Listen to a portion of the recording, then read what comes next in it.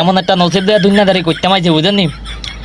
ঢাকা শহর কতবার গেলাম, কতবার আইলাম বাসে করি, আর হাসার ছিল আজ পর্যন্ত কোনো বেডি দেখি না আয়া বইতে।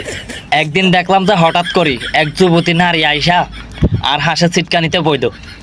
আমি তো একেবারে ডরে ভিতরে ভিতরে লাইফে ফার্স্ট টাইম কোনো বেডি মানুষ আই আর হাসার ছিল বইছে। আমি তো শর্মে ভিতরে ভিতরে নরম হয়ে গেছি একেবারে, সব গলি গেছে ভিতরে, কাঁপতে আছি। আধা ঘন্টার মধ্যে আমি আর কল্লা সেদিকে ঘুরাই না, আরেকদিকে ঘুরাই রাখছি।